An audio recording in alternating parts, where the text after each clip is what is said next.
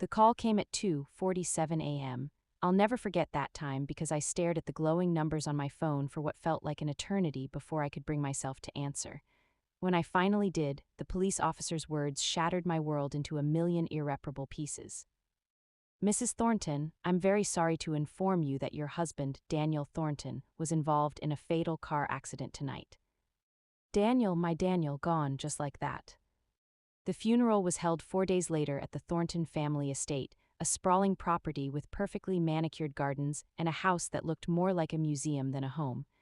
I'd always felt uncomfortable there, and today that discomfort had transformed into something much darker. I stood beside the casket in my black dress, Daniel's favorite pearl necklace around my neck, the one he'd given me on our 5th anniversary. My eyes were swollen from crying, my hands trembling as I clutched a tissue that had long since been shredded to pieces. Daniel's parents, Robert and Vivienne Thornton, stood on the opposite side. They hadn't said more than 2 words to me since the accident. No embrace, no shared grief, no acknowledgement that I'd lost the love of my life. They simply stared at me with cold, calculating eyes that made my skin crawl. After the burial, as guests filtered through the estate offering condolences, I retreated to the library where Daniel and I used to spend quiet Sunday afternoons. He'd read to me from his favorite novels while I sketched in my art book, my head resting on his shoulder. Those memories felt like they belonged to someone else's life now. I was lost in that painful nostalgia when the library door opened. Robert and Vivienne entered, their faces set in identical expressions of grim determination. "Emma," Robert said, his voice as cold as January frost, "we need to discuss your living arrangements." I blinked, confused. My living arrangements?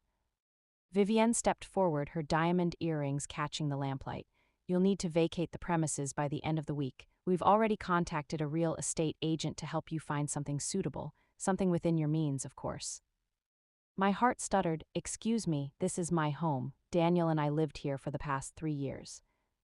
"This house belongs to the Thornton family," Robert said flatly. "It always has. We allowed you and Daniel to reside here as a courtesy, but now that he's gone, there's no reason for you to remain." "Daniel was my husband," I said, my voice rising despite my attempt to stay calm. "We built a life here together." "A life funded entirely by Thornton money," Vivienne interjected, her lips pressed into a thin line. "You brought nothing to this marriage, Emma. Daniel may have been blinded by infatuation, but we saw through you from the beginning. You were after the family fortune, and now that he's gone, you think you can simply stay and enjoy the fruits of our family's labor." The accusation hit me like a physical blow. "How dare you? I loved Daniel with everything I had. I didn't marry him for money. I didn't even want to live in this mausoleum. Daniel insisted because he wanted to be close to the family business." "How convenient," Robert said dryly. "Regardless of your supposed feelings, the facts remain. Everything in this estate, including the property Daniel lived on, is held in family trusts. You have no legal claim to any of it." "We'll see what Daniel's will says," I countered, though my voice shook. Vivienne's laugh was sharp and humorless. "Oh, Emma, sweet naive Emma, do you really think Daniel would leave everything to someone he'd only known for 7 years, someone who couldn't even give him an heir? The Thornton legacy goes to blood, dear. Always has, always will." The mention of children cut deep. Daniel and I had struggled with infertility for years. It had been a source of private pain for both of us, something his parents had never let us forget. Every family gathering included pointed comments from Vivienne about grandchildren and legacy, each one a small knife twisted in an already bleeding wound. "The will reading is scheduled for Monday," I said, fighting to keep my composure. "We'll settle this then." "By all means," Robert said with a dismissive wave, "but I suggest you start packing. Our lawyers have already been briefed to contest anything that seems irregular. You'll be out of this house one way or another." They left me standing there, alone in the library where Daniel's scent still lingered on the leather chair he loved. I collapsed into it, finally allowing the tears to come. Not just for Daniel's death, but for the cruelty of his parents, for the home I was about to lose, for the future that had been ripped away. The weekend passed in a blur of anxiety and cardboard boxes. I began packing my personal belongings, my art supplies, the photos Daniel and I had taken on our travels. Every item felt like another piece of my heart being torn away. Daniel's parents avoided me entirely, communicating only through their butler, Mr. Henshaw, who at least had the decency to look apologetic when delivering their cold messages. "Mrs. Thornton requests you remove all personal items from the master bedroom by Sunday evening," he'd say quietly, his eyes full of sympathy. On Sunday night, I lay in the bed Daniel and I had shared, staring at the ceiling, remembering the sound of his breathing beside me. Tomorrow would determine everything. Tomorrow I'd learn whether Daniel had left me with anything beyond memories and grief. Monday morning arrived with gray skies that matched my mood. I dressed carefully in a navy suit Daniel had always said brought out my eyes. My hands shook as I fastened the pearl necklace, and I had to redo my makeup twice because tears kept ruining it. The law office of Morrison, Bradford and Associates occupied the top floor of a sleek downtown high-rise. I arrived early and sat in the waiting area, my purse clutched in my lap, trying to steady my breathing. Robert and Vivienne arrived exactly at 10 a.m., sweeping past me without acknowledgement, followed by two stern-looking people I assumed were their attorneys. We were ushered into a large conference room with floor-to-ceiling windows overlooking the city. Mr. Morrison, Daniel's longtime attorney, sat at the head of the table with a thick folder in front of him. He was an older gentleman with kind eyes that crinkled when he offered me a sad smile. "Thank you all for coming," Mr. Morrison began after we'd taken our seats. Me on one side of the table, the Thorntons and their legal team on the other like opposing armies. "I know this is a difficult time for everyone. Daniel was a good man and his loss is felt deeply." "Let's dispense with the pleasantries," Robert interrupted. "We all know why we're here. Read the will so we can move forward." Mr. Morrison's expression tightened, but he nodded. "Very well. This is the last will and testament of Daniel Robert Thornton, dated March 15th of this year, approximately 8 months ago." 8 months ago, right after our 7th anniversary, I remembered that time clearly. Daniel had been unusually serious, spending long hours with Mr. Morrison. When I'd asked him about it, he'd kissed my forehead and said, "Just making sure everything is taken care of, love, just in case." I hadn't wanted to think about just in case. Now I wished I'd pressed him for details. Mr. Morrison cleared his throat and began reading. "I, Daniel Robert Thornton, being of sound mind and body, do hereby declare this to be my last will and testament. I revoke all previous wills and codicils." Vivienne shifted in her seat, her expression smug. "To my parents, Robert and Vivienne Thornton, I leave the sum of $100,000 each, to be used as they see fit." I saw surprise flicker across both their faces. 100,000 was substantial, but for a family with their wealth, it was practically an insult. "Additionally," Mr. Morrison continued, "I leave them my grandfather's pocket watch and my grandmother's jewelry collection, family heirlooms I know they cherish." "What about the estate?" Robert demanded. "The business holdings, the investment portfolios?" Mr. Morrison held up a hand. "Please allow me to continue." He turned the page and I noticed his slight smile. "To my beloved wife, Emma Catherine Thornton, I leave everything else. The entirety of my personal fortune, all real estate holdings including the family estate, my shares in Thornton Industries, my investment portfolios, and all other assets not previously mentioned." The room erupted. "This is preposterous," Vivienne shrieked, standing so abruptly her chair fell backward. "That gold digger manipulated him. The will is invalid." "My client clearly wasn't of sound mind," one of their attorneys interjected. "We'll be contesting this immediately." "If I may finish," Mr. Morrison said loudly, his voice cutting through the chaos. Daniel anticipated this reaction. He included a letter explaining his decisions. "Would you like me to read it?" "Yes," I whispered, my heart pounding so hard I thought it might burst from my chest. Mr. Morrison pulled out several handwritten pages, Daniel's handwriting, my eyes blurred with tears seeing those familiar loops and curves. "To whom it may concern," Mr. Morrison began, "I write this knowing that my decisions will likely cause conflict, particularly with my parents. I've spent considerable time with Mr. Morrison ensuring this will is legally unassailable, so I'll address the inevitable accusations directly. First, to the claim that Emma married me for money, nothing could be further from the truth. When we met, Emma had no idea who I was. I'd taken a week off from the family business to attend an art workshop in Vermont, something I did anonymously to escape the Thornton name.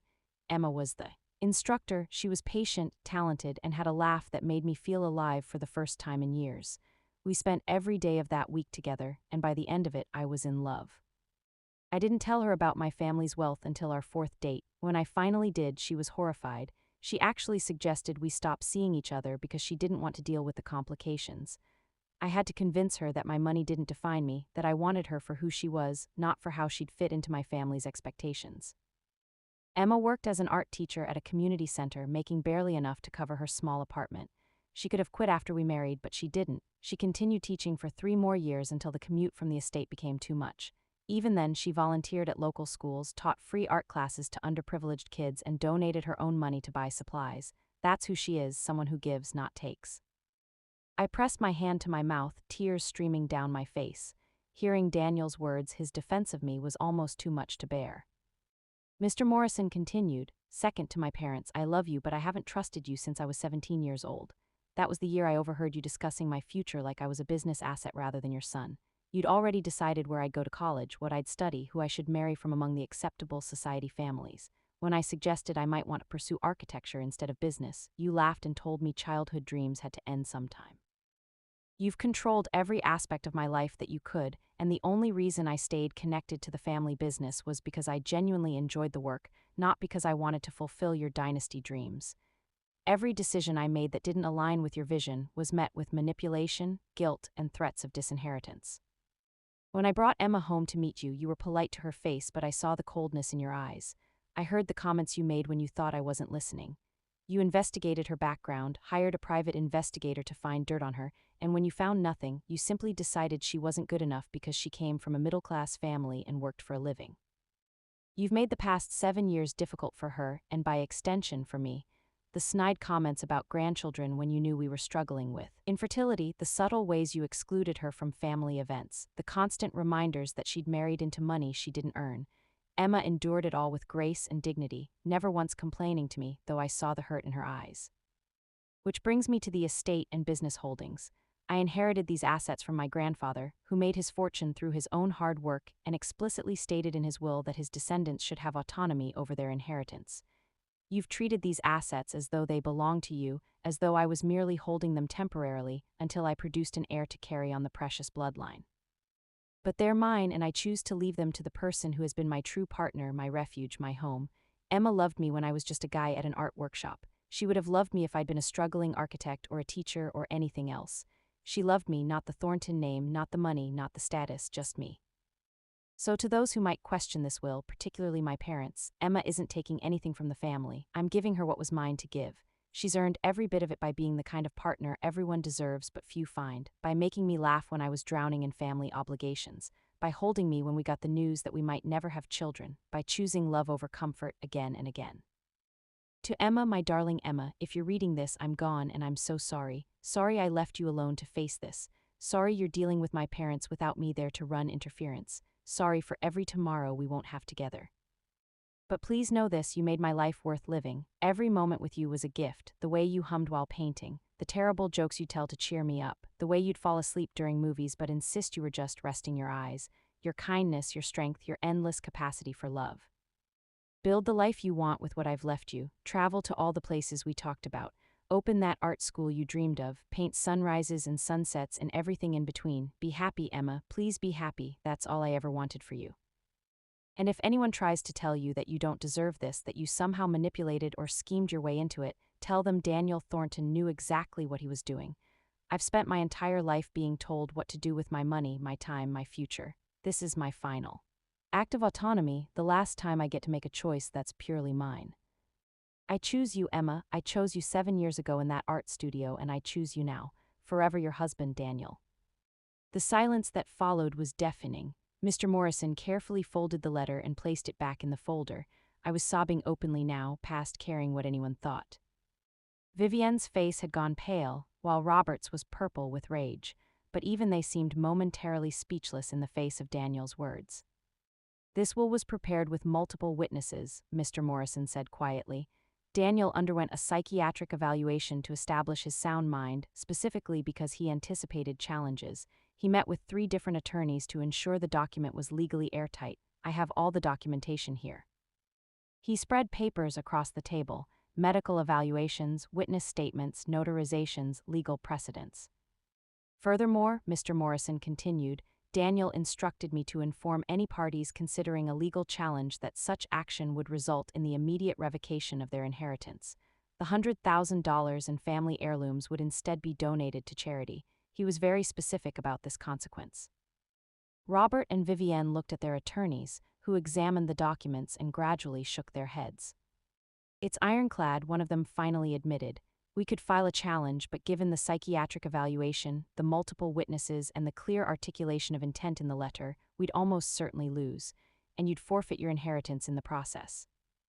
If you're enjoying this story of justice and vindication, don't forget to like and subscribe for more real-life stories. Vivienne's hand trembled as she reached for her purse. This is a betrayal. Daniel was our son. Daniel was a person, I said, finding my voice for the first time since the reading began. Not an extension of your ambitions. He was kind and thoughtful and deserved parents who loved him for who he was, not what he represented for your legacy. I stood up, wiping my eyes. But he had me and I had him, and I'll spend the rest of my life being grateful for that. You can keep your $100,000 or give it to charity. I don't care, but you need to be out of the estate by the end of the week. It's my home now and you're not welcome there anymore. Mr. Morrison stood as well. Mrs. Thornton and I have some additional documents for you to sign regarding the transfer of assets. If you'd like to remain, we can handle that now. Mr. and Mrs. Thornton, unless you have questions about your portion of the inheritance, you're free to go.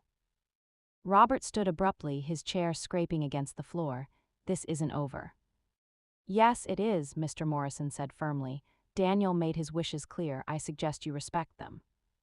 They left in a flurry of expensive perfume and barely contained fury, their attorneys trailing behind. When the door closed, I finally allowed myself to collapse back into my chair. Are you all right, Mrs. Thornton? Mr. Morrison asked gently. I don't know, I admitted. I can't believe Daniel did all this.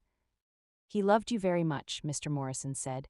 He came to my office about a year ago and told me he wanted to make sure you'd be taken care of, no matter what. We spent months preparing this will. He rewrote that letter 4 times until he felt it said exactly what he needed it to say. He handed me a tissue box and I accepted it gratefully. There's one more thing, Mr. Morrison said, pulling an envelope from his jacket pocket. Daniel asked me to give you this. It's separate from the will, just a personal letter. He said to tell you not to read it until you were alone. I took the envelope with shaking hands. My name was written on the front in Daniel's handwriting.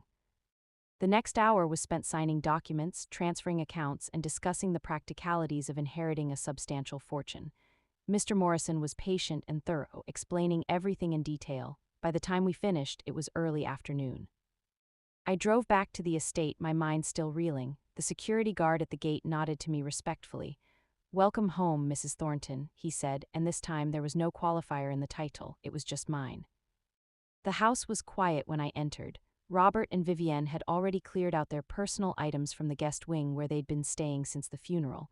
Mr. Henshaw met me in the foyer. Mrs. Thornton, he said with a genuine smile, if I may say so, Mr. Daniel would be very proud of how you handled yourself today. Thank you, Mr. Henshaw, I said, and thank you for your kindness this past week. It meant more than you know. It was my pleasure, ma'am. Will you be needing anything? Just some time alone, I think. He nodded and quietly excused himself. I walked through the house, seeing it with new eyes. It wasn't a mausoleum anymore. It was the place where Daniel and I had shared breakfast in the sunroom, where we danced in the kitchen at midnight, where he'd proposed on the back terrace under the stars. Finally, I went to our bedroom and sat on the bed, pulling out Daniel's letter. With trembling fingers, I opened it. My dearest Emma, it began. If you're reading this, then you've been through the will reading and you probably feel overwhelmed and guilty and maybe even angry with me for putting you through all of that. But I need you to understand something. Taking care of you was never a burden. It was a privilege. I've spent weeks trying to write something profound, something worthy of you, but all I can think about are the little things. The way you take your coffee with way too much cream, how you steal the blankets every night but deny it every morning, the concentrated look on your face when you're painting, the way you dance when you think no one's watching. Those are the things I'll miss from wherever I end up, those tiny, perfect moments that made up our life together. I know my parents made things hard on you. I saw more than I let on because I didn't want to burden you with my own frustration. But I want you to know that every time you smiled and bore their cruelty with grace, I loved you more. You're stronger than you think, Emma, so much stronger than they ever gave you credit for. Use what I've left you to build something beautiful, not for me and not to prove anything to anyone. Do it for yourself because you deserve to see your dreams come true. If you ever doubt that you earned this, that you deserve it, I need you to remember something. You gave me 7 years of happiness I never thought I'd have. You saw me, really saw me, when everyone else just saw the Thornton name and fortune. You made me feel like I mattered as a person, not as an heir or a business asset. That's worth more than any amount of money, so take what I've given you without guilt. It's just a fraction of what you gave me. Love fiercely, Emma, paint fearlessly, live fully, and somewhere in whatever comes after this, I'll be cheering you on. Forever yours, Daniel. P.S. Remember that art school we talked about? There's a property on Maple Street that would be perfect for it. I may have already bought it. The deed is in the study, top drawer under the architecture books. I always believed in you, even when you didn't believe in yourself. I clutched the letter to my chest and cried for what felt like hours, but these tears were different. Yes, there was grief, deep and aching, but there was also gratitude and love and the strange comfort of knowing that even in death, Daniel was still taking care of me. Have you ever felt underestimated by people who should have supported you? Share your story in the comments below. The next morning, I went to the study and found the deed exactly where Daniel said it would be. The building on Maple Street was perfect, a converted warehouse with huge windows and open spaces. I could already envision the art studios, the classrooms, the gallery space. It took me a year to open the Emma Thornton School of Art, a year of renovation and planning, of hiring teachers and developing curriculum, a year of healing and learning to live with loss. I kept my promise to Daniel and made it free for students who couldn't afford lessons, funded by the fortune he'd left me. At the opening ceremony, I hung a portrait of Daniel in the main gallery. I'd painted it from memory, capturing that smile he'd give me when he thought I wasn't looking, the one that said he couldn't believe his luck. What would you do if you inherited the means to pursue your dreams? Tell us in the comments, and hit that subscribe button for more inspiring stories. Mr. Morrison attended the opening, along with several of Daniel's friends from college, people who'd known him before the family expectations crushed his architecture dreams. They shared stories about his talent, his creativity, the buildings he'd sketched in margins of business documents.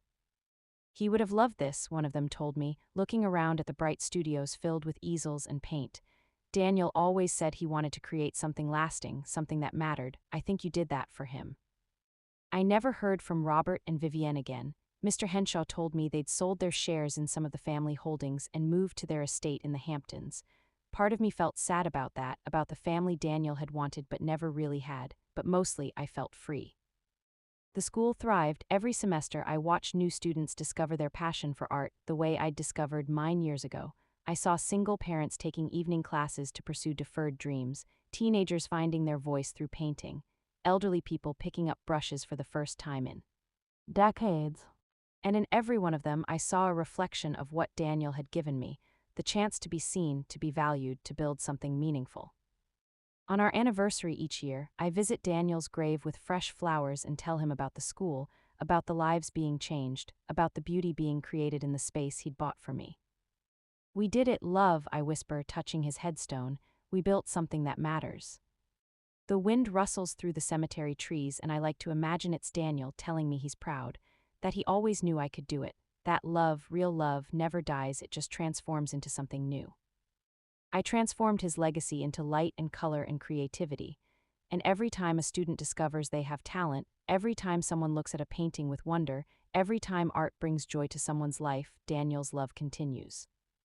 That's the real inheritance he left me, not money or property, but the knowledge that I was loved completely, seen fully, valued absolutely. And that's something no one can ever take away, no matter how hard they try.